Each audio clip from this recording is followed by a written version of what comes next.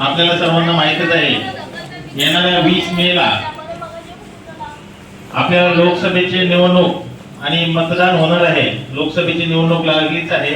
मुंबई शहरामध्ये 20 तारखेला मतदान होत आहे आणि आपल्याकडे भारतीय जनता पक्ष, शिवसेना, राष्ट्रवादी काँग्रेस, महाराष्ट्र नवनिर्माण सेना, आरपीआय या महायुतीचे लोकप्रिय उमेदवार माननीय राहुल शेवाळे साहेब या ठिकाणी आपल्या समोर उमेदवार म्हणून उभे आहेत। येणाऱ्या 20 तारखेला धनुष्यबाण या चिन्हावर बटन दाबून माननीय राहुल शेवाळे साहेबांना प्रचंड मताधिक्याने आपण लोकसभेत पाठवलं पाहिजे। कारण भारताचे पंतप्रधान नरेंद्र मोदी साहेब यांच्या नेतृत्वाखाली ज्या प्रकारे गेल्या 10 वर्षात या भारताचं नाव जगामध्ये उंचावलेलं आहे, त्याच प्रकारचे कामाची अपेक्षा संपूर्ण भारताच्या जनतेला या पुढच्याही काळात आहे। माननीय नरेंद्र मोदी साहेबांनी शेकडो योजना या आपल्या भारतातील नागरिकांसाठी, सर्वसामान्यांसाठी, गरिबांसाठी चालू केलेल्या आहेत आणि त्या शेवटच्या तळागाळातला माणूस सुद्धा त्याचा लाभार्थी म्हणून त्याचा उपभोग घेत आहे। यापूर्वीच्या काळातली योजना आपण अनेक बघितल्या। 50-60 वर्ष काँग्रेसचा काळ होता। योजना या फक्त कागदावर असायच्या, परंतु त्या योजनासाठी लाभार्थ्यांना लाभ मिळण्यासाठी त्यांना चप्पल घासायला लागल्या तरी त्यांच्या त्या योजना त्यांच्यापर्यंत पोहोचत नव्हत्या।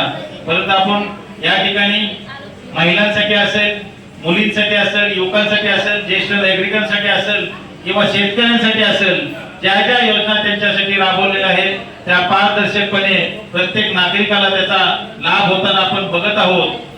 गेली 10 वर्ष या देशाला स्थिर सरकार देण्याचं काम माननीय नरेंद्र मोदी यांनी केलेलं आहे आणि त्याच ठिकाणी आपल्या दक्षिण मध्य मुंबईमधून राहुल शेवाळे साहेब सुद्धा 2 वेळा खासदार होऊन त्या ठिकाणी गेले होते। अनेक प्रश्न, अनेक समस्या आपल्या या ठिकाणी सोडवण्याचा त्यांनी प्रामाणिक प्रयत्न केलेला आहे आणि यावेळी सुद्धा नरेंद्र मोदी हे तिसऱ्यांदा या भारताचे पंतप्रधान होत आहेत आणि आपला सुद्धा योगायोग आहे, राहुल शेवाळे साहेब यांची सुद्धा हॅट्रिक या ठिकाणी होणार आहे। त्यामुळे आपण कुठल्याही भावनिक आव्हानांना बळी न पडता फक्त विकास आणि आपला भारत देश या विकासाच्या पटरीवर ज्या प्रकारची गती घेतलेली आहे त्या आणखी पुढे गेला पाहिजे, हाच फक्त विचार समोर ठेवून माननीय राजसाहेब ठाकरे यांनी सुद्धा या महायुतीला पाठिंबा दिलेला आहे आणि यापुढील काळात अनेक प्रकारच्या योजना आपल्यासाठी नक्कीच येतील। आज चेंबूर मधली परिस्थिती आपण पाहिली तर अनेक ठिकाणी एसआरएचे प्रोजेक्ट चालू आहेत, परंतु बिल्डरांचे मनमानी असेल किंवा त्यामधला भ्रष्टाचार या पाठीमागे आपण जर बघितलं तर 90% हे प्रोजेक्ट बंद आहेत। 5 वर्ष झाले, काय प्रोजेक्टला 10 वर्ष झाली, लोकांना भाडे नाहीत, लोक बेघर आहेत, परंतु या ठिकाणी कुठल्याही आमदार असतील, नगरसेवक असतील, त्यांनी सुद्धा आवाज उठवलेला नाही। कारण या ठिकाणची लोकप्रतिनिधी त्या बिल्डरचे संगनमताने हा सर्व कारभार आणि हा भ्रष्टाचार चालू आहे। मी नक्कीच आपल्याला या ठिकाणी खात्रीने सांगू शकतो, आताच राज्य सरकारचे उपमुख्यमंत्री माननीय देवेंद्र फडणवीस साहेब यांनी या गृहनिर्माण सोसायटीच्या संदर्भातले जे समस्या आहेत त्यावर एक शिबिर आयोजित केलं होतं आणि त्यावर मार्ग काढण्याचं काम या राज्य शासनाने केलेलं आहे। येणाऱ्या काळात कुठलेही एसआरचे प्रोजेक्ट या ठिकाणी रखडलेले प्रोजेक्ट बंद राहणार नाहीत, ते त्वरित पूर्ण केले जातील। कारण या ठिकाणी फक्त ज्यावेळेस बिल्डर यांची मनमानी स्वतःची चालू होती, आता पूर्णपणे त्याची मनमानी नसून त्यामध्ये राज्य सरकार सुद्धा सहभागी असणार आहे।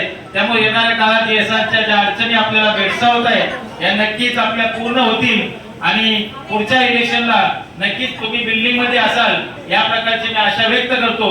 आज या ठिकाणी आपण जर बघितलं तर निवडणुका आहेत, एकामेकावर आरोप प्रत्यारोप केले जातात, परंतु त्यामध्ये तथ्य आहे का?